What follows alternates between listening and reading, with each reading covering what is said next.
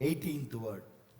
The divine call of Timothy through his family, upbringing, and the hand of Paul. First word, 2 Timothy chapter 1, 5 and 6. 2 Timothy chapter 1, 5 and 6. 1 Timothy 1, 18. 2 Timothy chapter 2, 1. 2 Timothy 1, 9. Now we step into, we analyzes the call of 18 servant of God. 18 விதமான ஊழியத்தினுடைய அழைப்பை நாம் பார்த்தோம். அந்த 18 பேருடைய அழைப்புக்கு பின்னாலே இது அழைப்பு என்றால் அதனுடைய அர்த்தம் என்ன என்பதை இன்றைக்கு தேவன் நமக்கு விரிவாக வெளிப்படுத்தி கொடுப்பாராக. What it means to be called. Understanding what it means to be called will help you to obey God. அழைப்பு என்றால் என்ன என்று பார்க்கிற பொழுது அது தேவனுக்கு கீழ்ப்படிவது என்பது நம்முடைய அழைப்பிற்கு அது உதவி செய்கிறதாய் இருக்கிறது. It will help you to obey God. Many disregard this heavenly privilege to their own hurt. To be called by God is a far greater privilege than to be appointed to the White House. And yet many set a call aside and take up other lesson opportunities. In this chapter, I want to share what actually means to receive a call from God. அதாவது இந்த பகுதியிலே அழைப்பு என்றால் என்ன என்று நாம் பார்க்கிற பொழுது இந்த அழைப்பை குறித்து, அதாவது ஒரு தேவனுடைய அழைப்பு என்பது ஒரு ஒயிட் ஹவுஸ் அப்படின்னா அமெரிக்க பிரசிடென்ட் ஜனாதிபதி இருக்கிற இடத்துக்கு தான் ஒயிட் ஹவுஸ் என்று சொல்லுவாங்க. அந்த ஒயிட் ஹவுஸ்குள்ளே போகிறத விட அழைப்பு என்பது மிக மிக மேன்மையானது. ஒரு அமெரிக்காவுக்கு அதிபதியாக இருக்கிறது ரொம்ப சுலபம். ஒரு பீஸா வித்துட்டு இருந்த ஒரு மனுஷன் பிரசிடெண்ட்டாக இருந்தார். ஒபாமா ஒரு பீஸா சேல் பண்ணுறவர் இருந்தார். அந்த இது அப்படி கிடையாது. இது சுத்த தேவனுடைய அழைப்பாக இருக்குது. அப்போ அந்த அழைப்பு என்று சொல்லுகிற பொழுது, if you understand the revelation of calling, இந்த அழைப்பினுடைய வெளிப்பாடு, revelation of calling, you will forever appreciate your appointment. நம்ம தேவனுடைய சமூகத்தில் நம்ம எப்போதுமே நம்ம அப்ரிஷியேட் பண்ணணும். இப்போ தேவன் உங்களுக்கு ஒரு அப்பாயின்மெண்ட் கொடுக்குறாரு அப்படின்னா வி அப்ரிஷியேட் அவர் அப்பாயின்ட்மெண்ட். இப்போ தேவன்கிட்ட பேசுகிறது நமக்கு ஒரு கிருபை. ஒரு அப்பாயின்மெண்ட் கொடுக்குறார். மகளே நான் உன்னோடு இடப்படணும், மகனே நான் உன்னோடு இடப்படணும் அப்படி. அதாவது என் இயேசு உன்னை தேடுகிறார், இடம் உண்டோ மகனே மகளே, உங்கள்கிட்ட இடம் இருக்கா? பேதுரு படகில் இடம் கொடுத்தார், மார்த்தாள் மரியாள் இடம் கொடுத்தாங்க. அப்போ நம்ம இடம் கொடுக்குறோமா அப்படிங்கும்போது that is what we appreciate your appointment. இப்போ அவங்க எவ்வளோ பேர் சந்தோஷப்பட்டிருப்பாங்க, இயேசு தன் வீட்டுக்கு வராரு, எனக்கு ஒரு அப்பாயின்மெண்ட் கொடுத்துருக்காரு, எவ்வளோ பேர் சந்தோஷப்படுறோம்.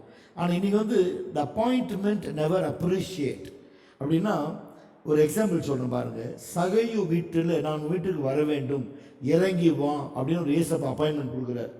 வீட்டுக்கு போகும்போது என்ன நடக்குது? அவர் உள்ளத்தில் ஏவப்பட்டு நான் யாரிடத்திலாவது அநியாயமாய் பெற்றது உண்டானால் 4 மடங்கு திரும்பி கொடுக்குறேன். That is appreciate.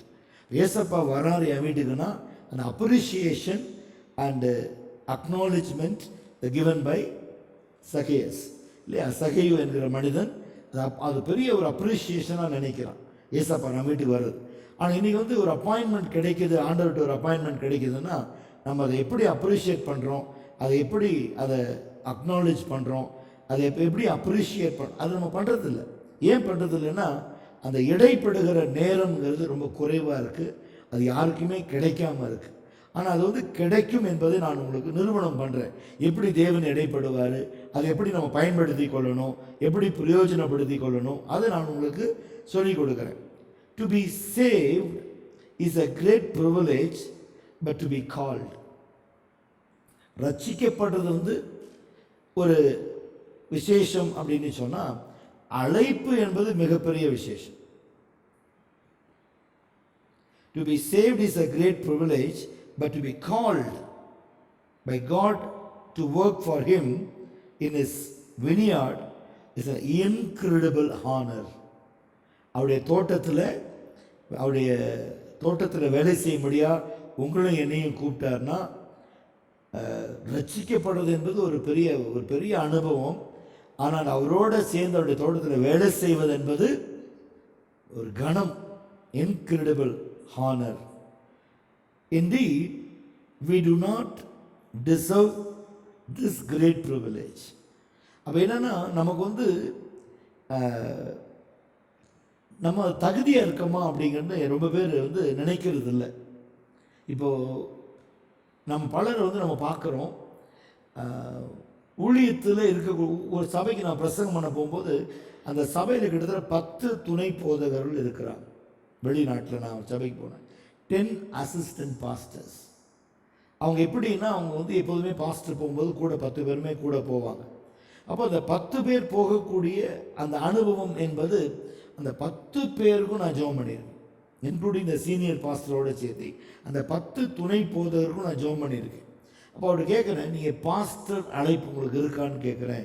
பாஸ்டர் கூப்பிட்டாரு, நாங்கள் கூட போய் சேர்த்துக்கிட்டோம். அறுவடைக்கு எவ்வளோ பேர் வரீங்கன்னு கேட்டாங்க. நாங்கள் ரெடியாக இருக்கணும்னு சொன்னால் எங்களை கூட்டிகிட்டு போனாங்க, அவ்வளோதான். அப்போ உங்கள் அழைப்பு என்ன தெரியாது. அப்போ உங்களுக்கு எப்படி நீங்கள் ஊழியம் செய்ய போகிறீங்க எங்களுக்கு தெரியாது. அவர் சொல்லுவார் பாடும்பாரு, நாங்கள் பாடுவோம். அவர் பைபிள் படிக்கும்போது நாங்கள் படிப்போம். அவர் ஜெபம் பண்ணுங்கும்போது ஜெபம் பண்ணுவோம். அங்கே வீடு விசிட் பண்ணுங்கன்னா விசிட் பண்ணுவோம். அவ்வளோதான் எங்களுக்கு தெரியும். எங்களை இயக்குகிறவர் வந்து எங்கள் தலைமை போதகர் அப்படின்னு. இங்கே நம்ம சபை போதவர்கிட்ட கேளுங்க, யாரையுமே நம்ம ஆப்ரேட் பண்ணுறதில்ல. உங்களுக்கு சுதந்திரம் இருக்குது, நீங்கள் செய்யுங்க. கர்த்தர் உங்களுக்கு எப்படி ஏவுதல் கொடுக்குறாரு அப்படி நடத்துங்க. இப்போ எல்லாருக்கும் அந்த கிருபை கொடுக்குறோம், வளர்கிறதுக்கான கிருபை கொடுக்குறோம். இது வந்து ஒரு மனுஷனுடைய கையில் இயங்கக்கூடிய, இப்போ என் கையில் ரிமோட் இருக்குது, அவங்க இங்கே அமுத்தனா உட்காருவாங்க, இங்கே அமுத்தனா நிற்பாங்கன்னு சொன்னால் அவர் எதுக்கு? நீங்கள் உங்களை ஆப்ரேட் பண்ணுற மாதிரி தான் அவர் எதுக்கு? நான் வந்து மூத்த வேலைக்காரன், அவங்க எனக்கு கீழே இருக்கிறவங்க. எனக்கு அவர் கொடுக்குற கட்டளையை நாங்கள் ஷேர் பண்ணிக்கணும். 5 கிரியை இருக்குன்னா என்னுடைய கிரியை எடுத்துக்கிறோம், மற்ற 4 கிரியை அவங்களுக்கு கொடுத்துட்றேன். நாங்கள் 5 பேருமா வேலை செய்கிறோம். இதுதான் அழைப்பு. ஆனால் இப்போ முதல்ல புரிஞ்சு கொள்ளுங்க. Number 1, to be summoned distinctly. To be called by God means to be identified. தெரிந்து கொள்ளுதல். அழைப்பு என்றால் தெரிந்து கொள்ளுதல் என்ற அர்த்தம். ஐடென்டிஃபை. இப்போ இந்த அழைக்கப்பட்டவர்கள் அநேகர், தெரிந்து கொள்ளப்பட்டவங்கள ஒரு சிலர். அப்போ identified. Many of them called but few are chosen. அப்போ ஐடென்டிஃபை பண்ணுறாரு. இந்த இவ்வளோ கூட்டத்தில் இவங்க தேவனாலே அழைக்கப்பட்டவங்க, தேவனாலே தெரிந்து கொள்ளப்பட்டவங்க அப்படிங்கிறதான ஒரு அழைப்பை நம்ம அங்கே கொடுக்குறோம். இது வந்து ரொம்ப முக்கியமான காரியம். லூக்கா 19:5 எடுத்துக்கொள்ளுங்க. And when Jesus came to the place, he looked up and saw him and said unto him, Zacchaeus, make haste and come down, for today I must abide at the house. அப்போ இது ஒரு காரியம். இது வந்து புதிய ஏற்பாட்டினுடைய காரியம், அழைப்பு. யாத்ராகமம் 3ஆம் அதிகாரம் 4ஆம் வசனம் பாருங்க. When the Lord saw that he turned aside to see, God called unto him out of the midst of the bush and said, Moses, Moses, and he said, Here I am. யாத்ராகமம் 3:4. அப்போ இது வந்து நீங்க பார்த்தீங்கன்னா எப்படிப்பட்ட ஒரு காரியத்தை பார்க்கிறோம் இங்கே. to help further understand what a great privilege it is to be called, I want to be define the concept of being called by the English, Greek, and Hebrew dictionaries. In English dictionary defines the word call as an act in which someone is summoned distinctly. It means to be named, described, identified, and labeled by God. இப்போ அழைப்பு என்று சொல்வது என்ன அர்த்தம் கொண்டிருக்குதுன்னா, இப்போ அழைப்பு என்பது ஒரு பெயர் வைப்பது. இப்போ இனி நீ பேதுரு எனப்படாமல் கேபா எனப்படுவாய். அப்போ அது பேதுருடைய அழைப்பு. கேபா என்று சொன்னால் பாறை, ராக். இப்போ இனி நீ யாக்கோபு என்று அழைக்கப்படாமல் இஸ்ரவேல் என்று அழைக்கப்படுவாய். இனி நீ சவுல் என்று அழைக்கப்படாமல் இனி பவுலாக இருப்பாய். இதெல்லாம் நீங்கள் பார்த்தீங்கன்னா கால்டு பை நேம்ட்.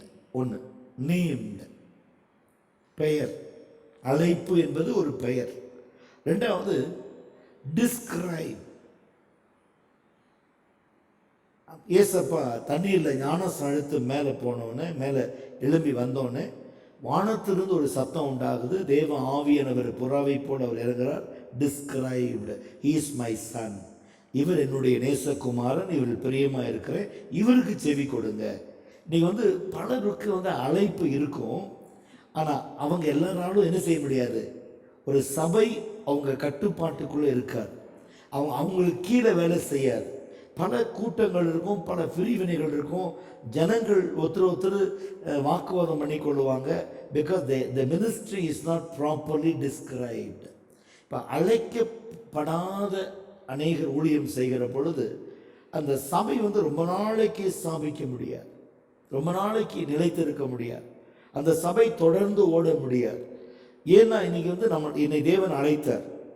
அழைக்கும் போது நீங்கள் இவ்வளோ வருஷமாக சபை நடத்திக்கிட்டு இருக்கோம். எத்தனையோ பேர் ஞானஸ்தானம் கொடுத்துரு. இப்போ கூட கிட்டத்தட்ட 20க்கு மேலே ஞானஸ்தானம் கொடுத்துருக்காங்க. மோர் தென் 20 people given their name. அப்போ இது எதுக்கு? இது ஒரு அறுவடை.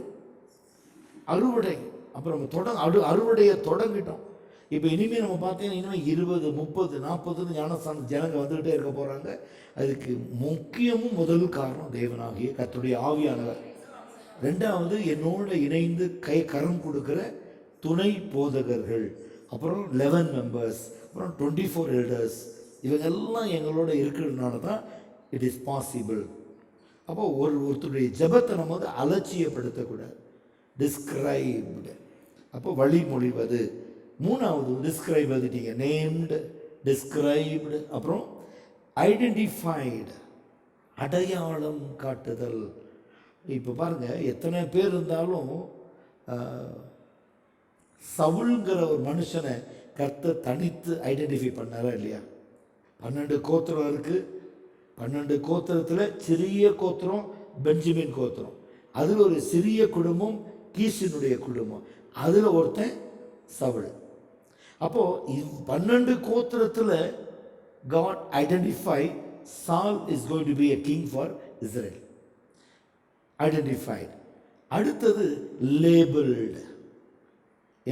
நீ என்னுடைய தாசன், நீ என்னால் மறக்கப்படுவதில்லை. லேபிள் போட்டுறார். ஒரு ப்ராடக்ட் வாங்கணும்னா அந்த லேபிள் பார்க்குறோம். ஒரு ப்ராடக்ட்டுக்கு லேபிள் பார்க்குறோம்.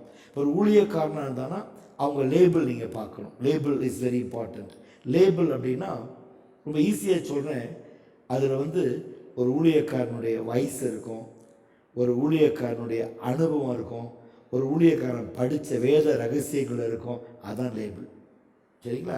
எல்லாத்தையும் ஊழியக்காரனா நம்ம அங்கீகரிக்கவும் முடியாது, ஏற்றுக்கவும் முடியாது. எல்லாரையும் ஊழியக்காரன் ஏற்றுக்க முடியுமா? சொல்லுங்க பார்க்கலாம். ஒரு ஊழியக்காரன் அப்படின்னா ஒரு தன்மையான பேச்சு. பைபிள் இருக்குது.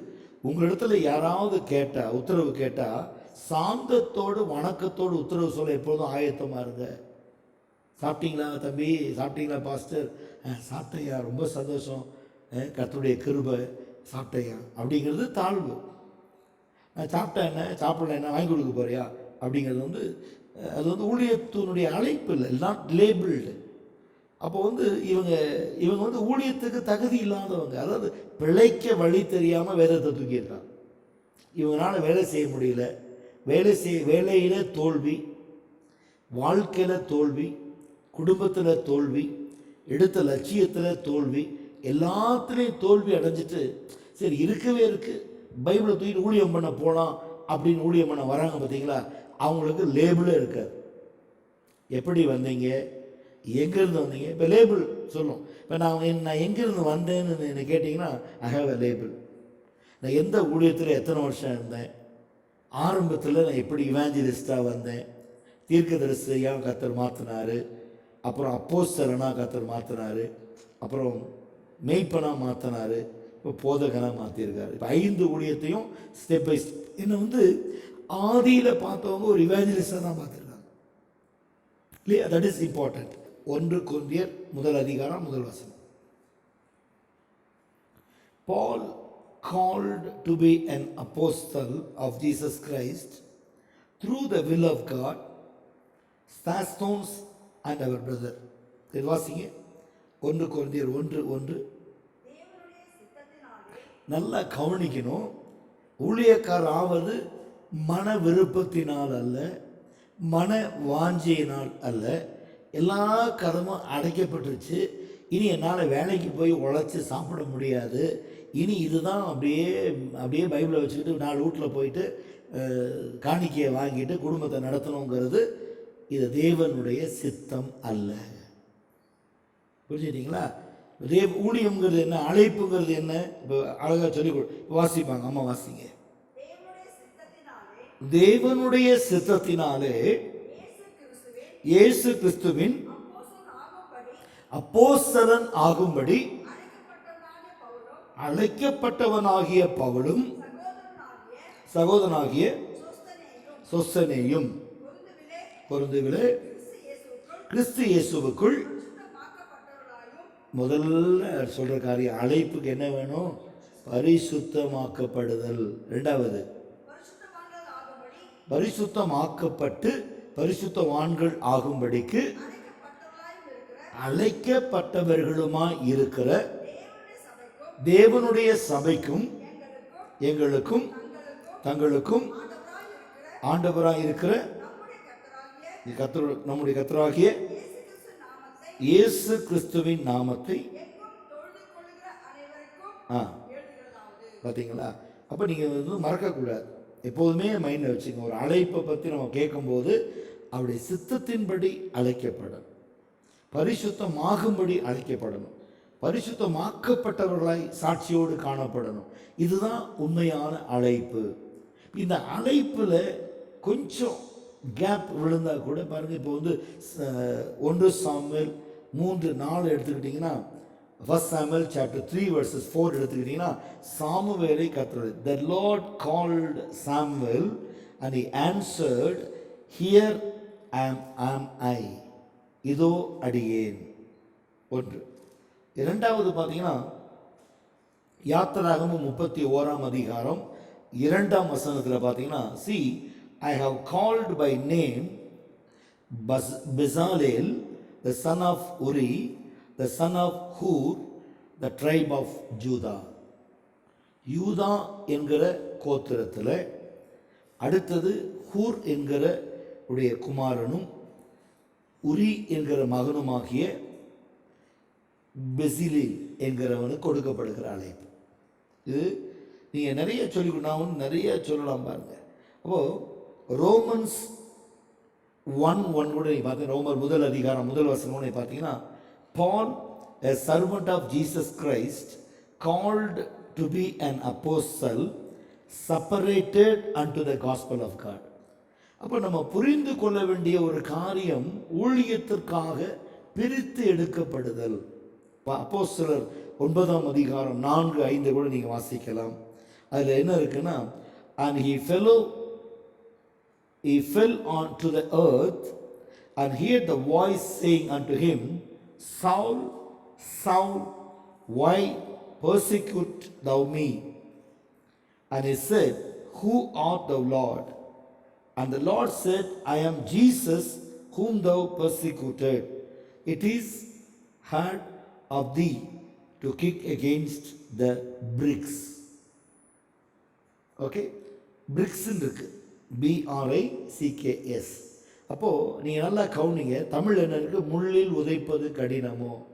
இங்கே என்ன இருக்குது? ஒரு பிரிக்ஸ், அதில் உதைப்பது கடினமோ. அப்போது பிரிக்ஸுங்கிறது ஒரு செங்கல். இவர் வந்து எதை உடைச்சார் அப்படின்னா சபையை உடைச்சார். சபை வந்து கல்லினாலே கட்டப்பட்டது. இப்போ முள்ளுக்கும் சபைக்கும் பெரிய வித்தியாசம் ஒன்றும் இல்லை, சரிங்களா? அப்போ முள்ளில் உதைப்பது கடினமோ அப்படின்னா இவர் உதைச்சி தள்ளினது செங்கற்களை. எக்ஸாக்ட் டிரான்ஸ்லேஷன் இங்கிலீஷ் பைபிளில் இருக்கும் பாருங்கள். எக்ஸாக்ட் டிரான்ஸ்லேஷன் எத்தனை பைபிள் இருக்குன்னு தெரியாது எனக்கு. இங்கிலீஷ் பைபிளில் பாருங்கள், அதில் பிரிக்ஸ்ன்னு வரும். It is hard for thee to kick against the bricks. இதுதான் எக்ஸாக்ட் டிரான்ஸ்லேஷன், சரிங்களா? பல நேரங்கள் நம்ம தமிழில் டிரான்ஸ்லேட் பண்ணும்போது முள்ளில் உதைப்பது கடினமோன்னு அவங்க, அதாவது ஒரு கல்லில் உதைப்பது கடினமோ அப்படிங்கிற வார்த்தையை முள்ளில் உதைப்பது கடினமோன்னு எழுதி வச்சுருக்காங்க. இப்போ தெரியுது உங்களுக்கு. அதாவது இப்போ பிரசங்கம் பண்ணும்போது ஆங்கிலத்தில் என்ன டிரான்ஸ்லேஷன் இருக்குது, தமிழில் என்ன இருக்குது நீங்கள் புரிஞ்சுக்கலாம், சரிங்களா? தமிழில் முள் என்று இருக்கிறது, அது ஆங்கிலத்தில் கற்கள் என்று இருக்கிறது, அது இங்கிலீஷ் பைபிளில் பிரிக்ஸ்ன்னு இருக்குது, சரிங்களா? ஏன்னா பிரிக்ஸ் வந்து வேதாகம வேர்டு. ஏன்னா அவங்க என்ன பண்ணாங்க, நம்முடைய முற்பிதாக்கள் எகிப்தில் இருக்கும்போது செங்கலை தான் சுட்டாங்க.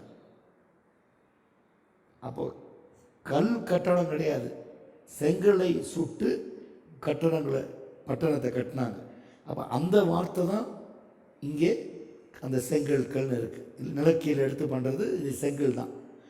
அதுதான் பிரிக்ஸ்ன்னு வருது. அது நீங்கள் எப்பவுமே மைண்டில் வச்சுக்கோங்க.